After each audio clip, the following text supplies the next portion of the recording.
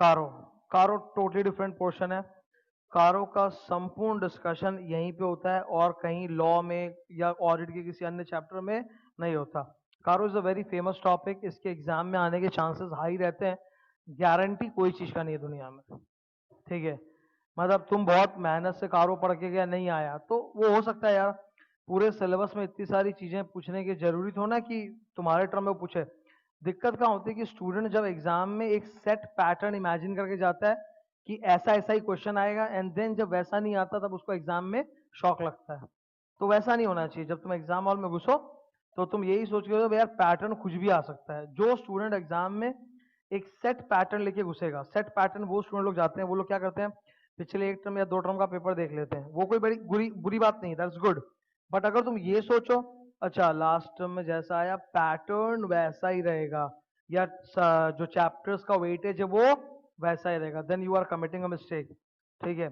और chapter weightage का ये जो एक स्कैनर टाइप जो बनता है ना कि लास्ट 10 टर्म में ऐसा ऐसा ये चैप्टर का एक पैराग्राफ ऐसा बना दिया, this is all bullshit. Because ये स्टॉक मार्केट के जैसे है भाई, यहाँ पे पुराना जो हिस्ट्री रहा है पैटर्न का वो आगे रिपीट नहीं होगा। तो तुम सोचोगे इस चैप्टर से इतना का आएगा, दैट इज वेरी रॉन्ग, ठीक है। मेरे टाइम पे टीचर ने बोला था 30 मार्क का आएगा कारो, 4 मार्क का आया था खाली, ठीक है। 30 मार्क का आया था और बैठ गए इसको पूरा पोएम की तरह याद करने की, पूरा रट्टा मार लेते क्योंकि तो 30 मार्क का आया तो ना था, 4 मार्क का आया था टोटल। और कभी कभी मैं बोल रहा हूँ नहीं भी आता है, ठीक है, ऐसा भी होता है। पढ़ना सब कुछ है पर ये नहीं कि मतलब सिलेक्शन में चले जाएं।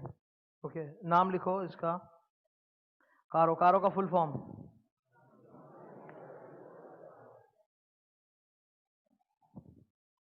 कंपनीज ऑडिटर्स रिपोर्ट ऑर्डर, ठीक है, दैट इज कारो। नाउ इसका हिस्ट्री कुछ ऐसे रहा है, पहले एक था, लिख लो, माओ कारो 1988, फिर जो सबसे लेटेस्ट वर्जन आया था वो था कारो 2003, इट गॉट रिवाइज्ड इन 2004, फिर एकदम बवाल कंपनीज एक्ट नया बनने के बाद आया 2015, और फिर अभी जो लेटेस्ट चल रहा है वो है 2016। तो हम लोग पढ़ रहे हैं कारो 2016, ये हिस्ट्री है इसका। माओ का फुल फॉर्म था मैन्युफैक्चरिंग एंड अदर।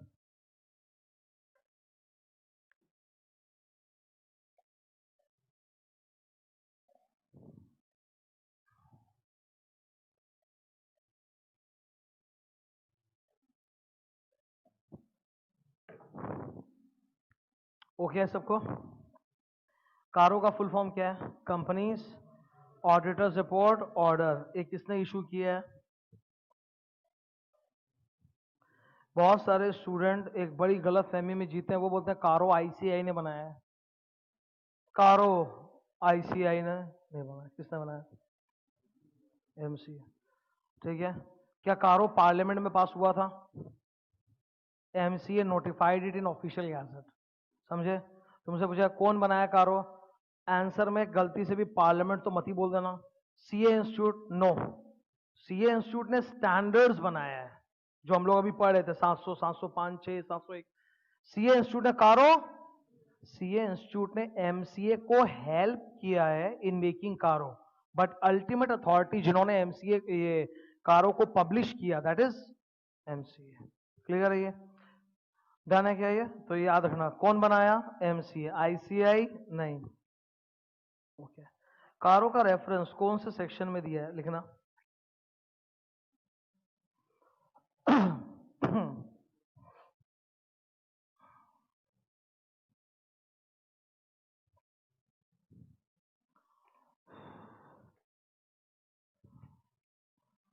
कारो का रेफरेंस कौन से सेक्शन में दिया है?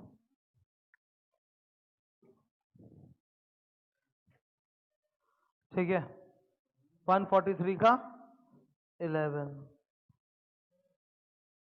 Of companies act 2013।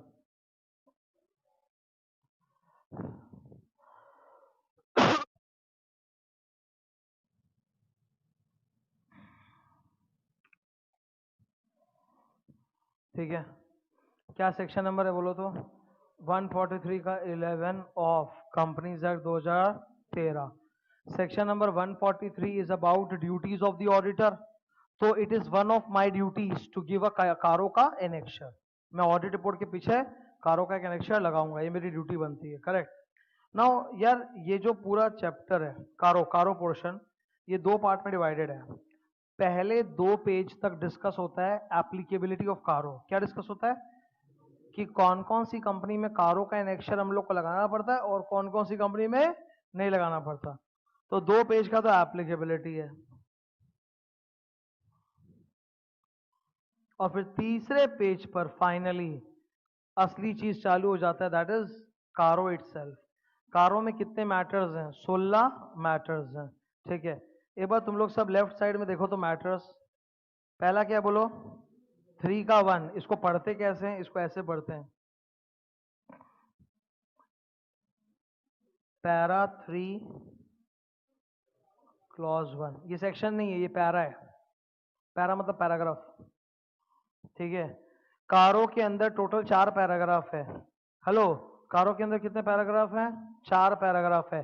कारो के 16 मैटर्स कौन से वाले पैराग्राफ में दिए हैं? 3 नंबर। इसीलिए हर क्लॉज में तुमको 3 3 3 3 लिखा हुआ मिलेगा। इट मींस पैराग्राफ 3, उसके अंदर क्लॉज 1। तो पैरा 3 का 1, फिर ऐसे चलते जा रहा है, चलते जा रहा है, चलते जा रहा है, चलते जा रहा है, 16 तक जाएगा। ये देखो, पैरा 3 का 16, ठीक है। दिख रहा है तुमको?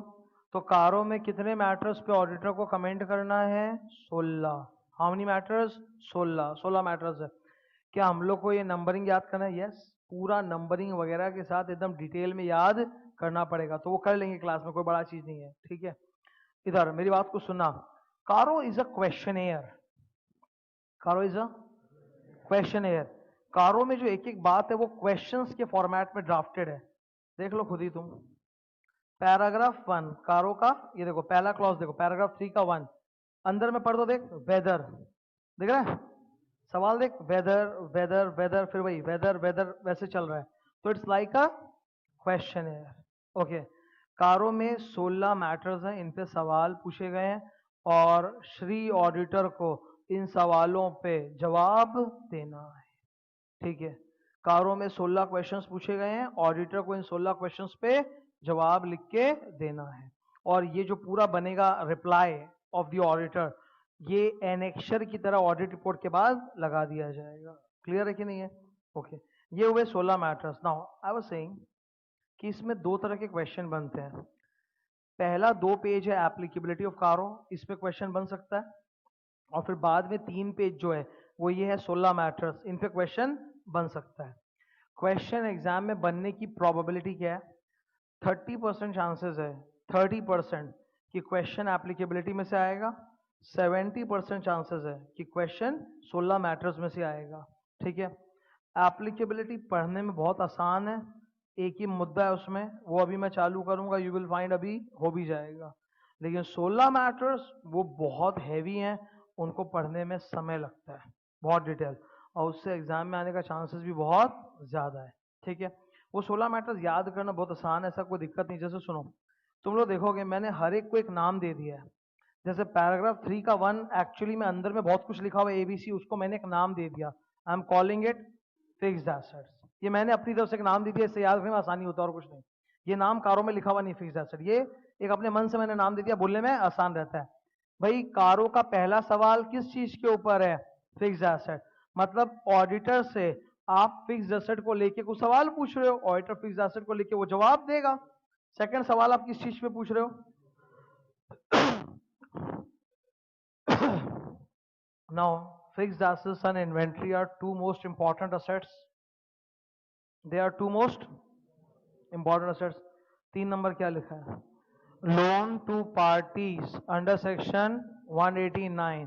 मतलब कहीं कंपनी ने रिलेटेड पार्टीज को लोन तो नहीं दे दिया है, तो उसके ऊपर सवाल। 4 नंबर, कंपनी ने टोटल, अच्छा लोन वर्ड का मतलब बोरोइंग नहीं होता, जब भी लोन देखो तो इसका मतलब लोन दिया, अगर लिया होता है ना तो उसको अपने बोरोइंग्स बोलते हैं। तो लोन एंड इन्वेस्टमेंट का मतलब है लोन दिया इन्वेस्टमेंट किया, लोन दिया इन्वेस्टमेंट किया, उस पर कमेंट करो। चलो करेंगे कमेंट हम। 5 नंबर, डिपॉजिट्स। डिपॉजिट्स का मतलब एफडी। क्या इस कंपनी ने मेंबर्स या आउटसाइडर से एफडी एक्सेप्ट किया है क्या? अगर हाँ, then you have to reply to this. 6 number क्या है बोलो? Cost account. मतलब क्या इस कंपनी के ऊपर कॉस्ट अकाउंटिंग रिकॉर्ड्स एप्लीकेबल है और अगर है तो इन्होंने मेंटेन किया है कि नहीं। हर कंपनी पे कॉस्ट अकाउंटिंग रिकॉर्ड एप्लीकेबल नहीं होता। Cost accounting records are applicable on those companies which satisfy twin condition. Number one, they manufacture something belonging to the notified list of 39 industries and their overall turnover is greater than equal to 35 crores. जब अपने section number 148 पढ़े थे ना, इसी batch में पढ़े थे, section 139 से लेकर 148 कंपनी ऑडिट चैप्टर में कॉस्ट ऑडिट का मैंने एक समरी चार्ट बनाया था, तो उसमें बताया था कौन कौन सी कंपनी को cost accounting record cost audit कराना पड़ता है। तो भारत सरकार ने 39 इंडस्ट्रीज का एक लिस्ट बना रखा है, ठीक है। 6 रेगुलेटेड सेक्टर है और बाकी अनरेगुलेटेड सेक्टर है। हम लोग एग्जाम्पल लिए थे मिल्क, शुगर, सिगरेट, ये सब। तो कॉस्ट अकाउंटिंग रिकॉर्ड पे सवाल पूछा जा रहा है, कमेंट करो। सबसे खतरनाक 7 नंबर, मतलब बाकी सारे सवालों का जवाब ऑडिटर हमेशा देता है सही है सही है सही है सही है सही है, 7 नंबर में आके ऑडिटर बोलता है गड़बड़ है, पूरा एकदम डिटेल में। What is statutory dues? Dues under a statute, most of the statutory dues are taxes. Boss tax is a statutory due, है ना, टैक्स इज अ। और जितनी भी बड़ी कंपनियां उनमें टैक्स का कोई ना कोई कांड चल रहा होगा, पक्का कोई ना कोई केस चल रहा होगा। तो इसमें तो पक्का ऑडिटर पूरा टेबल बना के दिखाएगा इतना केस चल रहा है इन लोगों का टैक्स का। यही एक सबसे खतरनाक क्लॉज है, 7 नंबर, ठीक है। इससे सारे शेयरहोल्डर्स को हाथ पता चल जाता है कि भाई हमारी कंपनी में टैक्स का इतना का पेंडिंग चल रहा है, ठीक है। 8, वैसे ही 9, 10 बहुत सारे सवाल है एक एक करके। नाउ ये 16 matters as I said rigorous है, इनको मैं समझाऊंगा अच्छे से और इनका जो भी एक्सप्लेनेशन वगैरह मैं कॉपी में भी लिखा दूंगा, कोई हेडेक नहीं है। अभी फिलहाल चालू करते हैं बिगिनिंग एप्लीकेबिलिटी से।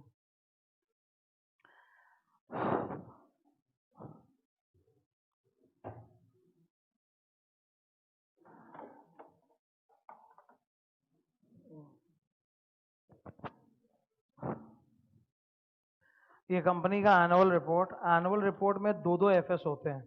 एक होता है स्टैंड अलोन एफएस, मतलब सिर्फ कंपनी का एफएस, और दूसरा होता है consolidated FS. Consolidated FS means FS of this company plus all it's subsidiaries, associates, joint venture, ठीक है।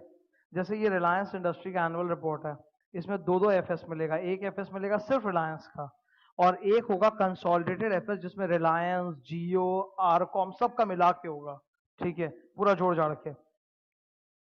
मैं अगर इस कंपनी का ऑडिटर हूं तो इसका मतलब है स्टैंड अलोन एफएस का भी ऑडिट रिपोर्ट मैं ही साइन करूंगा, कॉन्सोलिडेटेड एफएस का ऑडिट रिपोर्ट भी मैं ही साइन करूंगा। परंतु परंतु स्टैंड अलोन एफएस के ऑडिट रिपोर्ट में मैं कारो लगाऊंगा, कॉन्सोलिडेटेड एफएस में मैं कारो नहीं लगाऊंगा। मेरी बात समझ रहे हो? अगर इस एनुअल रिपोर्ट में दो एफएस है तो दो ऑडिट रिपोर्ट भी होना चाहिए। अगर 2 एफएस है इसमें तो 2 ऑडिट रिपोर्ट भी होना चाहिए। जो स्टैंड अलोन एफएस पे मेरा ऑडिट रिपोर्ट होगा उसमें मैं कारो लगाऊंगा, लेकिन जो कॉन्सोलिडेटेड एफएस में ऑडिट रिपोर्ट में दूंगा उसमें कारो नहीं लगेगा। पढ़ना क्या लिखा है?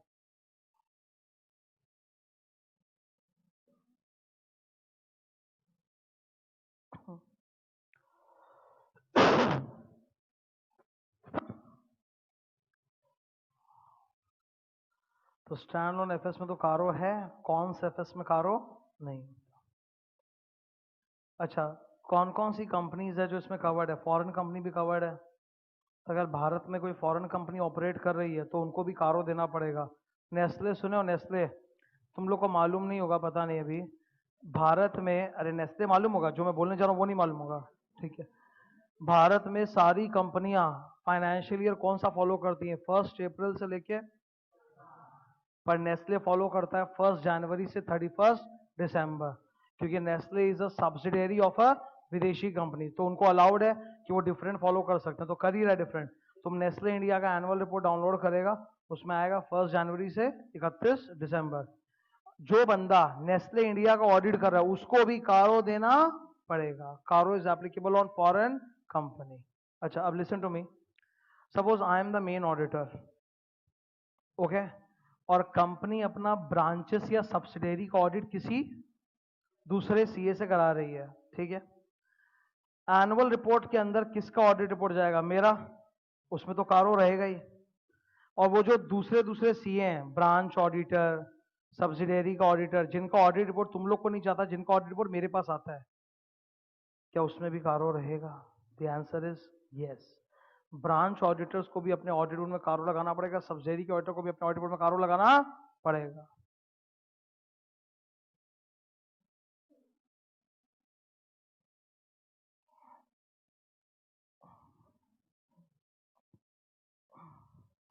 अब एक बार थोड़ा सा जल्दी से रिकैप कर देते हैं।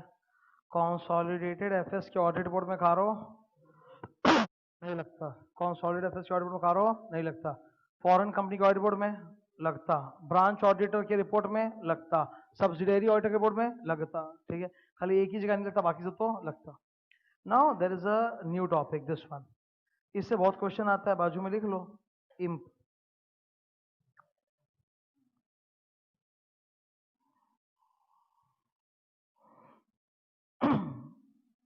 इम्प, ठीक है, ये बहुत पूछते हैं ये लोग, बहुत ज्यादा इनका मतलब फेवरेट टॉपिक है।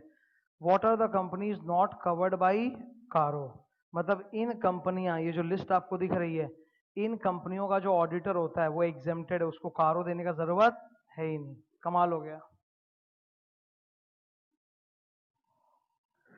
इन कंपनियों का जो यहाँ पे लिखा हुआ है, टक टक टक इधर नीचे तक, कितना बुलेट्स है? 5 बुलेट्स है, पर एक्चुअली है 6। एक ऐसा बुलेट है जिसमें 2 घुसेड़ा हुआ है। 4 नंबर, रीड नंबर 4, 1% कंपनी, अपना बुक में जाओ देखो, मेरा में कम है, एंड साथ में क्या, तो एक्चुअली तो 2 हो गया ना, तो 5 बुलेट से गिनने के लिए, परंतु है कितने, 6। ये 6 कंपनियों का जो ऑडिटर होता है वो एग्जेम्प्टेड है। ये 6 कंपनियों का जो ऑडिटर है वो क्या है, एग्जेम्प्टेड है, उसको अपने ऑडिट रिपोर्ट में कारो लगाने की जरूरत नहीं है, उसको अपने ऑडिट रिपोर्ट में कारो लगाने की जरूरत नहीं है। थोड़ा याद करेंगे। नंबर 1, बैंक, अगर आप बैंक के ऑडिट पे जा रहे हो तो आपको कारो नहीं लगाना, ठीक है। दूसरा, इंश्योरेंस, उसमें भी कारो नहीं लगाना ना। रुक जाओ, अक्सर क्या होता है कि स्टूडेंट रिदम में बोलता है बैंकिंग, इंश्योरेंस, इलेक्ट्रिसिटी, ठीक है, तो इलेक्ट्रिसिटी कंपनी यहाँ पे कहीं भी नहीं है, तो सिर्फ बैंकिंग और इंश्योरेंस है, इलेक्ट्रिसिटी यहाँ बोला हुआ नहीं है। ओके, तो बैंक्स पे नहीं लगता, इंश्योरेंस पे नहीं लगता। तीसरा, हम लोग नाम सुने हुए हैं, नॉट फॉर प्रॉफिट कंपनियां जो होती हैं उनका सेक्शन क्या होता है, तो सेक्शन 8 कंपनी, उन पे भी कारो नहीं लगेगा। 3 तो हो गया। अच्छा, चौथे वाले को अंदर से घुस के देखो, 2 पॉइंट होगा उसमें, एक है ओपीसी और दूसरा है स्मॉल कंपनी, बोलता है इन पे भी कारो नहीं देना। तो फिलहाल 5 तो याद हुआ ना, एक बार 5 याद करते हैं, ई नंबर बाद में पढ़ेंगे। 5, bank, insurance, section 8, OPC, small, clear, highlighter उठाओ।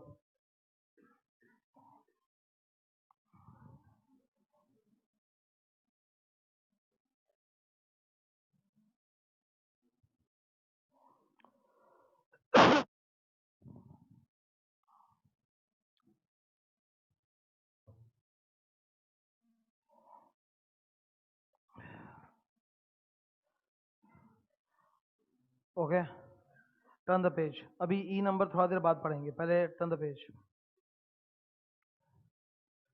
Let us revise what is a small company. Obviously small company में तुम लोगों को लॉ में शायद पहले या दूसरे क्लास में पढ़ा चुका हूँ, हम लोग का चैप्टर 1 होता है लॉ में, है ना, पर फिर भी एक बार याद दिला देते हैं फॉर दिस पर यहाँ पे पढ़ने के लिए। स्मॉल कंपनी का सेक्शन नंबर बोलो, 2 का 85, ठीक है। Small company is a company which satisfies twin conditions, paid up share capital less than equal to 50 lakh, turnover less than equal to, very good.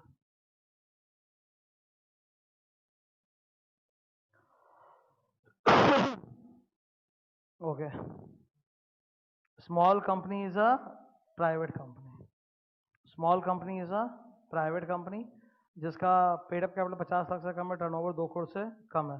अच्छा, मान लो तुम्हारे सामने कोई पब्लिक कंपनी आया, तुम्हारे सामने कोई पब्लिक कंपनी आया जिसका पेड अप कैपिटल 50 लाख से कम है, टर्नओवर भी 2 करोड़ से कम है, क्या वो स्मॉल बन जाएगा? Public company is always deemed to be big, deemed to be big, ठीक है। तो स्मॉल कंपनी वो होता है जो प्राइवेट होता है, पेड अप कैपिटल 50 लाख से कम, टर्नओवर 2 करोड़ से कम। अच्छा, नीचे लिखी हुई 3 कंपनियों जो है इनको हम कभी स्मॉल नहीं मानते।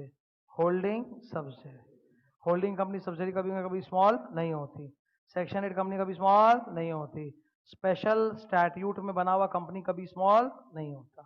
ठीक है, तो एक बार थोड़ा रिकैप कर लो, ये सब काम आएगा बहुत जोर का अभी सम्स वगैरह में। ठीक है, सुन लो। which company, what is a small company? Small company is a private company which satisfies two condition. Number one, paid up capital 50 lakh के अंदर and turnover 2 करोड़ के अंदर। दोनों ही कम होना चाहिए ना, दोनों में से एक चीज अगर बड़ा हो गया तो फिर स्मॉल नहीं है। देखो 1 2 के बीच में एंड होगा,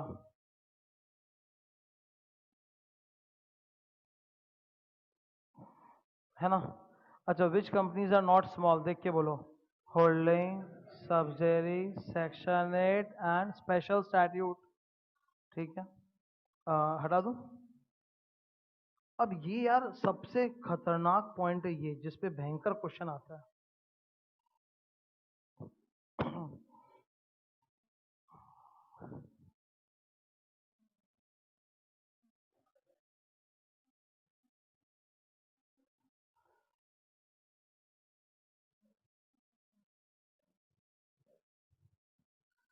ये नीचे जो इतना बड़ा टेबल बनाना पड़ा है ना, ये सिर्फ ई के लिए बनाना पड़ा है। ई के अंदर इतना कुछ लिखा हुआ है, इतना कुछ लिखा हुआ है ई के अंदर, कि वहां से पढ़ के याद रखने में जान निकल जाएगा। तो उसको तोड़ फाड़ के नीचे बनाया है। नीचे पूरा देख लो, पूरा तोड़ फोड़ के बनाया हुआ एकदम अच्छी तरह से, पॉइंट बाय पॉइंट। तो हम लोग ई यहीं से पढ़ लें नीचे। ओके, अ प्राइवेट कंपनी, इधर सुनने का, हाँ यहाँ बगल में ई लिख दिया क्या तुम लोग? Company which satisfies all the 4 conditions. A private company which satisfies all the 4, all 4 की one of the 4, तभी तो हम लोग बोल रहे हैं क्यूमुलेटिव। क्यूमुलेटिव का मतलब होता है आपको सारा फुलफिल करना है, वन ऑफ द 4 नहीं, ऑल ऑफ द 4।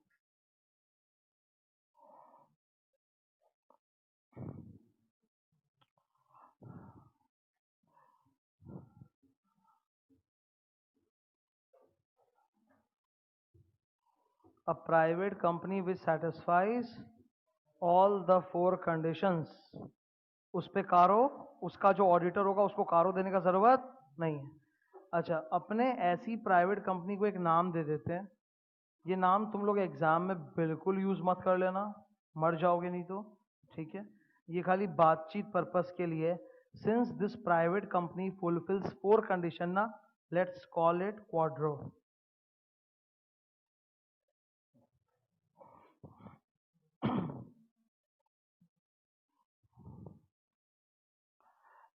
ठीक है, तो हम लोग इसको एक नाम दे रहे हैं, बात करना इजी हो जाता है थोड़ा सा, और कोई बात नहीं। क्या बोल रहे हैं इसको?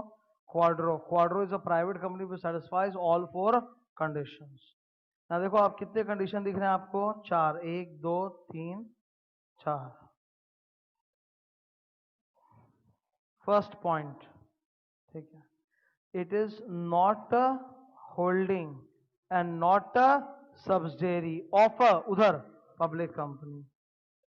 It is not a, एक second, holding, not a subsidiary of a public company.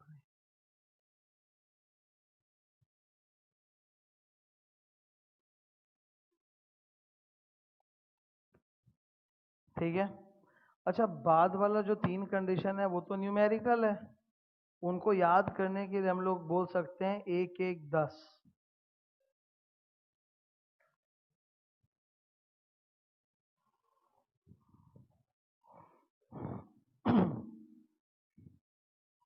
एक एक 10 फुल फॉर्म 1 करोड़, 1 करोड़ 10 करोड़। ठीक है, 1 1 10। ठीक है, याद रहेगा, 1 1 10। अब एक एक करके बात कर लेते हैं थोड़ा। सेकंड वाला पढ़ो तो यहाँ क्या लिखा बोलो? It's paid up capital and reserves and surplus, उधर less than equal to 1 crore as on balance sheet date. Balance sheet date माने 31 मार्च। तो 31 मार्च को इसका paid up capital plus reserves plus surplus should be less than equal to 1 crore. Paid up share capital में, hello इधर नीचे देखो, पेड अप शेयर कैपिटल में कौन कौन आएगा? इक्विटी भी आएगा, प्रेफरेंस भी आएगा, ठीक है। रिजर्व्स में कौन कौन आएगा? बोला सब आएगा, जितना रिजर्व दुनिया में जानते हो सब ले लेना। जो सबसे घटिया रिजर्व एक दुनिया में होता है रीवैल्यूएशन, बोला वो भी ले लेना। All capital reserve, all even this revaluation reserve. भाई रिवैल्यूएशन रिजर्व तो नकली रिजर्व होता है ना, बोला वो भी ले लो, माइनस पीएल डेबिट बैलेंस, ठीक है। एंड सरप्लस भी तो है ना, सरप्लस का मतलब होता है PL credit balance.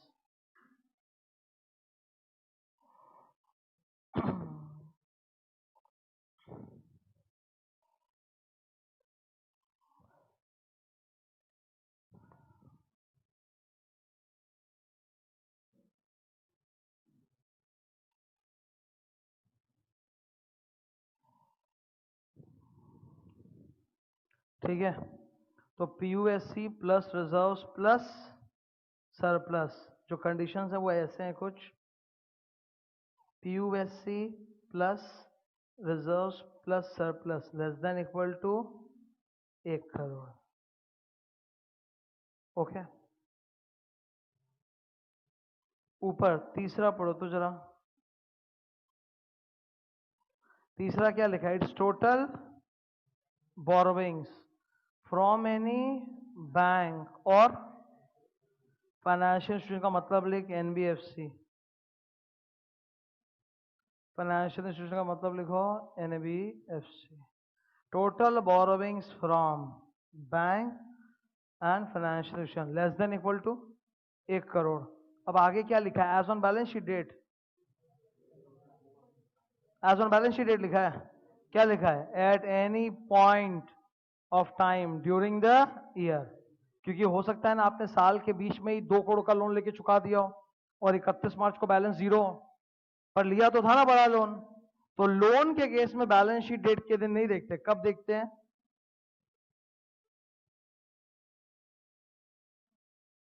Any point of time during the year. इस पे भी क्वेश्चन बनता है, आपको बोरोविंग्स का वैल्यू कब देखना है? 31 मार्च की any point during the year, any point during. नीचे बोरोविंग्स, किससे बोरोविंग्स? बैंक या फिर FI less than equal to 1 crore.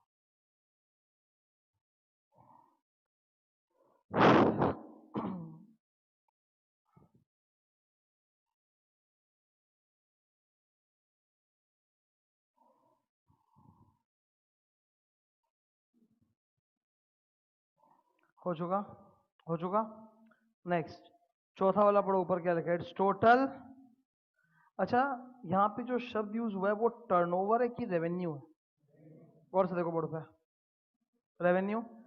Is revenue and turnover same? क्या फर्क है? टर्नओवर सेल्स और क्या बोला?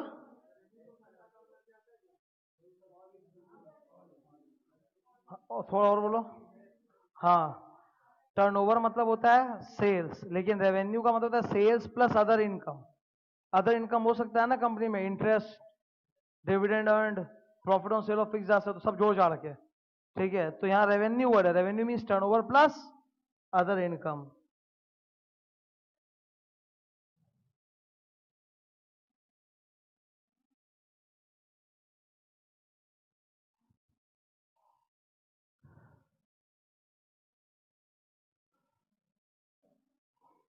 रेवेन्यू मतलब देखो क्या लिखा है ब्रैकेट में मैंने, टीओ प्लस ओआई। टीओ माने टर्नओवर, ओआई मतलब अदर इनकम।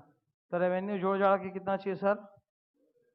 ये 10 करोड़ से अंदर, ठीक है। ये क्लियर है? अच्छा, टोटल 4 कंडीशंस थे। पहला था it is not a holding और subsidiary of a public company, और बाद का जो कंडीशंस था वो तो न्यूमेरिकल्स था, वो तुम्हारे सामने लिखा हुआ, याद करने के लिए अपने बोलेंगे इजी याद करना, बिकॉज सब करोड़ में। पहले बहुत बम्बू होता था, पहले अलग अलग फिगर्स थे, कुछ लाख में था, कुछ करोड़ों में था, तो बहुत दिक्कत होता था। अभी एकदम सिंपल है, सब करोड़ में, एक एक 10। ठीक है, ऐसी कंपनी को हम बोलते हैं क्वाड्रो। इस पे ऑडिटर को कारो देने की जरूरत नहीं है। चलो इसका एक न्यूमेरिकल करते हैं। अनफॉर्चुनेटली साला मैंने सब सॉल्व करके डाल दिया वहां पे। Shit.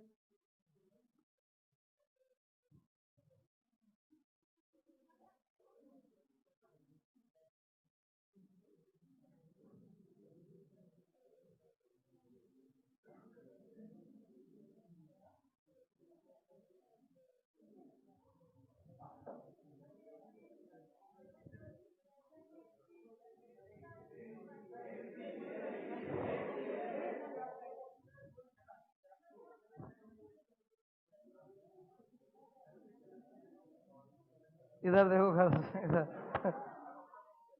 क्या चल रहा है।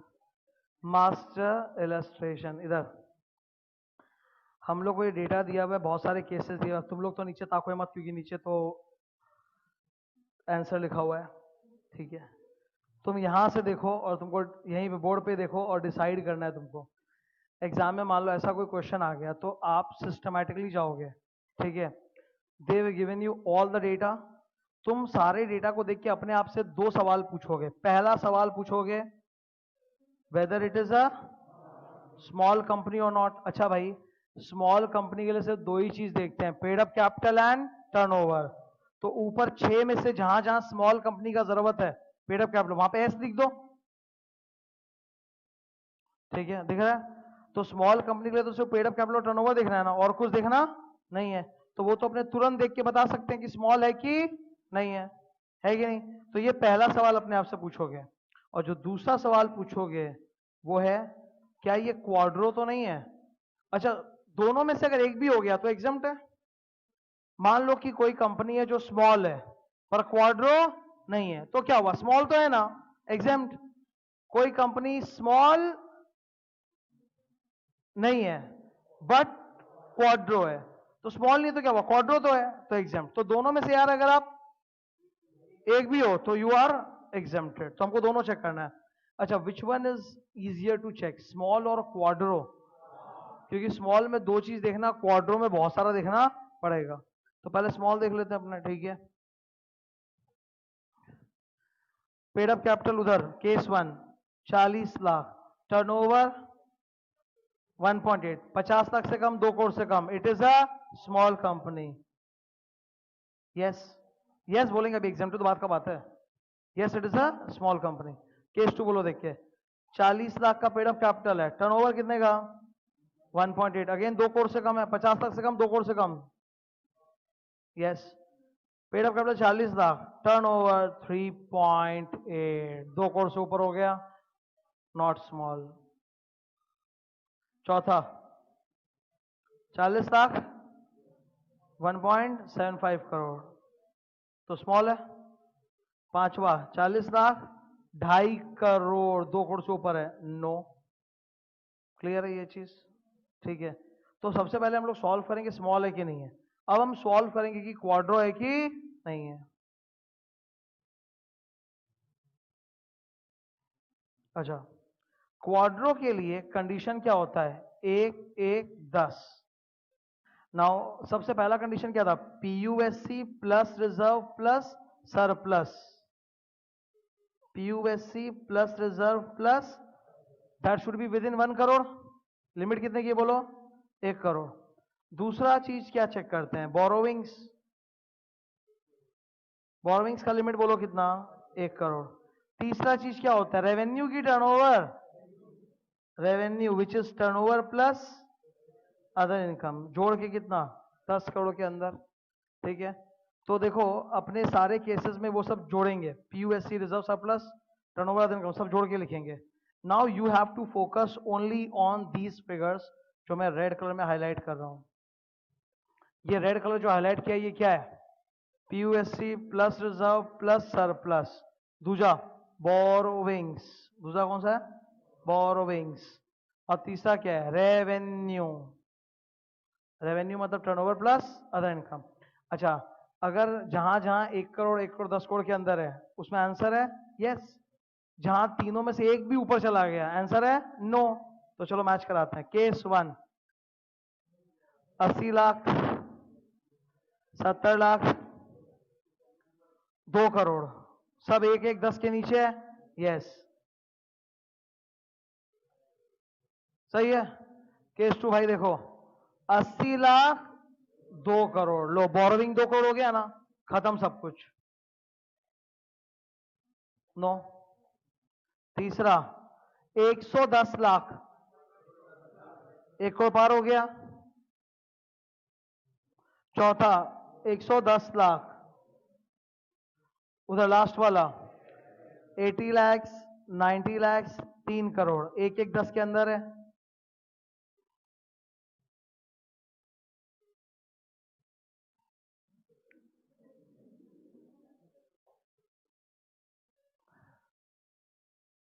यस ठीक है। अब सुन लो, अब हम लोग को दोनों हम लोगों को आंसर मिल चुके हैं कि क्या स्मॉल है और क्या क्वाड्रो है। दोनों में से अगर एक भी यस है तो एग्जाम्प्ट, और अगर दोनों का आंसर ही नो नो है तब नॉट एग्जाम्प्ट। पहला केस दोनों ही यस है, आंसर एग्जाम्प्ट। दूसरे केस में स्मॉल तो है पर क्वाड्रो नहीं है, तो स्मॉल तो है ना, एग्जाम्प्ट। तीसरे केस में दोनों ही नो नो है, ना स्मॉल है ना क्वाड्रो है, तो कारो लगेगा। तीसरे केस में यस नो, एक तो यस है ना, एग्जाम्प्ट। लास्ट केस में स्मॉल नहीं है पर क्वाड्रो तो है ना, तो ठीक है। ये एकदम मेन इलस्ट्रेशन है। ऐसा कोई भी क्वेश्चन बना के वो लोग एग्जाम में देंगे, तुम आराम से सॉल्व कर सकते हो। अपने आप से 2 सवाल पूछना, पहले स्मॉल है कि नहीं और दूसरा क्वाड्रो है कि नहीं है। ठीक है। कारो का एप्लीकेबिलिटी भी सीखे, क्वेश्चन आंसर्स। ए बंद करो, चुप रहो। चलो तुम्हारे बोलने से थोड़ा मैं मान जाऊंगा। क्वेश्चन नंबर 6,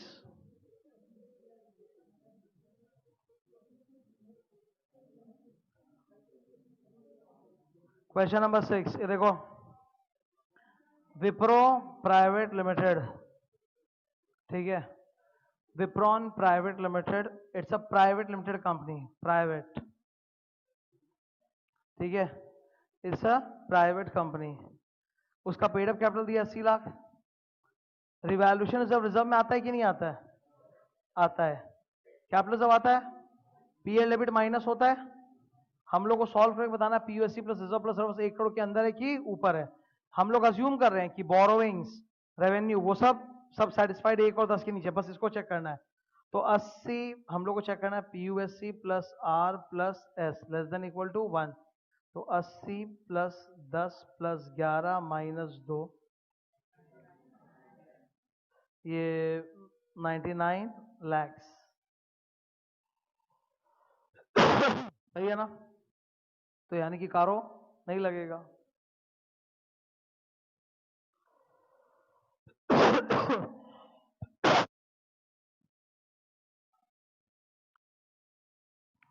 अज्यूमिंग कि बाकी सारा क्वाड्रो का कंडीशन भी सेटिस्फाइड है, तो ऐसा क्वेश्चन जब एग्जाम में आता है तो तुमको सबसे पहले ऐसे जंप मार के आंसर नहीं देना है। तुमको क्वाड्रो का वो जो चारों कंडीशन है ना, it is not a holding और a subsidiary of a public company, PUSC plus R plus S less than equal to 1, borrowing less than equal to, revenue as per schedule 3 less than equal to, पूरा बोलो, फिर जाके उसको solve करके दिखाओ। ठीक है, और बोलो क्योंकि 1 करोड़ से आ रहा है अंदर ही और बाकी सब हम लोग अज्यूम करें कि लिमिट्स के अंदर है, that's why it is exempted. ठीक है। क्वेश्चन नंबर 6 क्लियर एकदम। 7, C limited is holding 55% shares of D limited, मतलब होल्डिंग सब्सिडी हो गया ना बॉस। सी लिमिटेड क्या हो गया, होल्डिंग, और ये डी क्या हो गया, subsidiary. Messrs AB and associates are the statutory auditors of C limited, मतलब हम लोग मेन ऑडिटर हैं।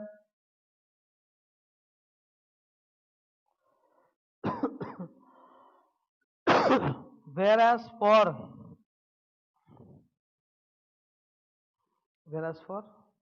T Limited, छोटा कंपनी, there is another firm, तो सब्सिडरी के लिए अनदर ऑडिटर है, मेन मैं हूं, सब्सिडरी के लिए कोई और है, मुझे अपनी जिम्मेदारी बतानी है शेयर होल्डर को कौन सा पैराग्राफ यूज करेंगे, ईएमपी की OMP, OMP, what are the reporting responsibility of AB, we will give an OMP paragraph clarifying our responsibility कि the audit of the subsidiary D Limited has been conducted by another auditors, we have solely relied on their audit report for expressing opinion. ठीक है, ये OMP paragraph देना पड़ेगा अपने को, ऐसे 706, ठीक है, या ऊपर करें। Next, what is included in auditors responsibility paragraph,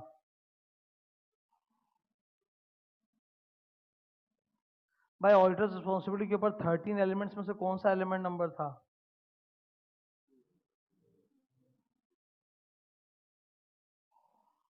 8th and 9th element बताना है, ठीक है। Auditors responsibility macro and micro, ये तुमको लिखा हुआ मिलेगा ऑन पेज नंबर 2.4,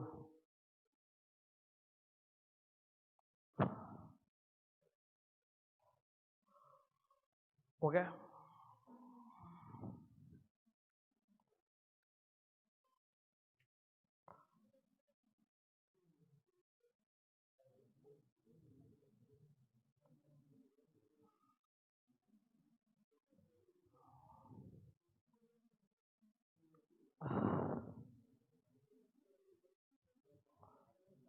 ये 12 नंबर क्वेश्चन दिख रहा है क्या, ये तुम्हारे औकात के बाहर है, काटो। हाँ, ये एक्चुअली ये फाइनल क्वेश्चन भी है जो मैंने डाल दिया है, स्टैंडर्ड अंदर में देख 800 लिखा हुआ है, तुम्हारा खत्म हो जाता है 720 में सब कुछ, ठीक है, मतलब नहीं है सिलेबस में, ठीक है, सिंपल भाषा बोल रहा हूँ। ए चुप रहो ना रे,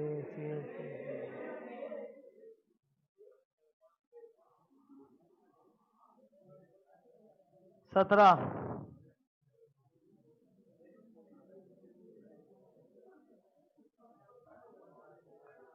ठीक है, सॉरी 16, सॉरी, क्वेश्चन 16, 701, कैम CA Amar has come across certain key matters while auditing the accounts of PR Limited Falana Dimka. He seeks your advice on communicating CAM in auditor's report. बोला कि प्लीज गाइड करो, अभी guide कर रहे हैं इसको। सुनो इधर, पिछले क्लास में मैंने कैम पढ़ाया था तुम लोग को, ये रहा देखो कॉपी में, ये डायग्राम था, फिर इसके नीचे इधर इधर भाई 701 का 2 ऑब्जेक्टिव है, लेफ्ट में पढ़ क्या लिखा है बोल, और उधर पर राइट साइड में क्या, क्वेश्चन में क्या पूछा है, क्वेश्चन में डिटरमाइनिंग पूछा है कि कम्युनिकेटिंग, तो कम्युनिकेटिंग के अंदर कितना पॉइंट्स लिखा है देखो, मैंने उठा के डाल देंगे,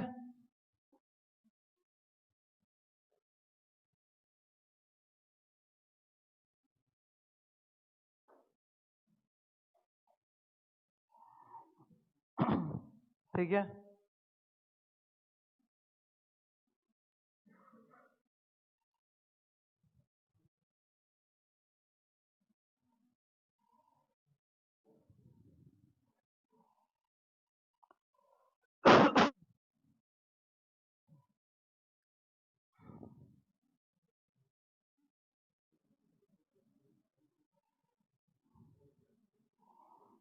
इसके MCQs होमवर्क दें क्या, एक बार पन्ना पलट के देख ले,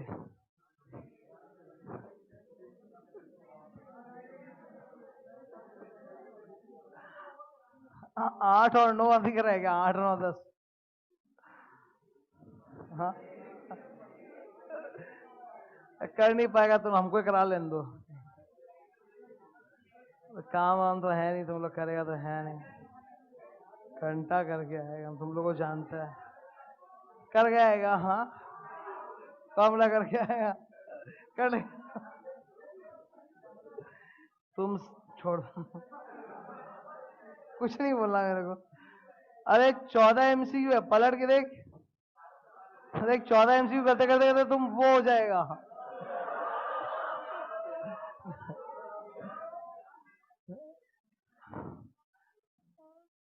कारो में चलो वापस, ये रहा, बैक टू कारो।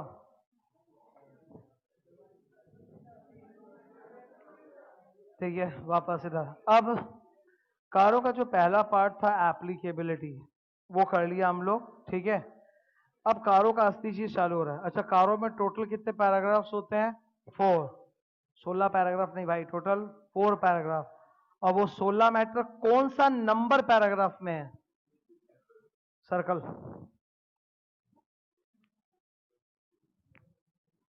पैराग्राफ 3 के अंदर वो 16 मैटर्स डाले हुए हैं। ठीक है, तो इसीलिए पैरा 3 क्लॉज 1 ऐसे लिखते हैं। लिखने का स्टाइल क्लियर ना सबको? ना देखो यार, मैंने ना 16 क्लॉजेस को एक नाम दिया है सबके बगल में, और उन नाम के अल्फाबेट्स को कंबाइन करके एक मेमोरी एड बनाया है। Don't highlight. फील्ड CS, डेफमैन, रिपब्लिकन। ठीक है, अब ऑब्वियसली ये अभी नहीं याद करा सकता, बिकॉज उसके लिए पहले मेरे को नीचे का क्लॉजेस पूरा याद करना पड़ेगा। जब तुम लोग क्लॉज एकदम बात करने में कंफर्टेबल हो जाओगे, याद हो जाएगा, तब तुम बोल पाओगे कि फील्ड CS का फुल फॉर्म क्या है। जैसे फील्ड CS, F से फिक्स एसेट, I से, L से, नीचे देखे बोलो, loan to parties covered under section 189। फिर L से बोल, लोन्स एंड इन्वेस्टमेंट्स। फिर D से बोल, डिपॉजिट। C से कॉस्ट अकाउंटिंग रिकॉर्ड। S से स्टैट्यूटरी ड्यूज। वैसे डेफमैन में DEFMN। D से डिफॉल्टर कंपनी। E से end use of money. F से फ्रॉड। M से मैनेजेरियल रेम्युनरेशन। N से निधि कंपनी। फिर रिपब्लिकन आया। R से रिलेटेड पार्टी डिस्क्लोजर्स। P से प्रेफरेंशियल अलॉटमेंट। B से बार्टर ट्रांजैक्शन। और N से NBFC। तो वैसे वो याद करने में हेल्प होता है। ऑब्वियसली तुम अंदर का पढ़ोगे तब तो इस पे फटाफट तुम बोल पाओगे, मेरी दिक्कत है। क्या हम लोगों को क्लॉज नंबर लाइन से याद करना है? यस, बिल्कुल याद करना है। कारो में आज खट लोगे तो इंटर के साथ साथ फाइनल भी सुधर जाएगा, क्योंकि यही सेम टॉपिक फाइनल में भी आता है। तो अगर तुम यहाँ मेहनत कर लिए तो वहां भी तुमको फर्क पड़ जाएगा, ऑब्वियसली फर्क पड़ेगा, बिकॉज सेम है। And you have to learn the numbers, because institute हर कारो के क्वेश्चन में क्लॉज नंबर लिख के देती है। 3 का 1, 3 का 2, 3 का 3, 3 का 10 पूरा बताती है। तो वो सीरियल ऑर्डर में याद करने में हेल्पफुल रहेगा। डिटेल में अगले क्लास में स्टार्ट करेंगे।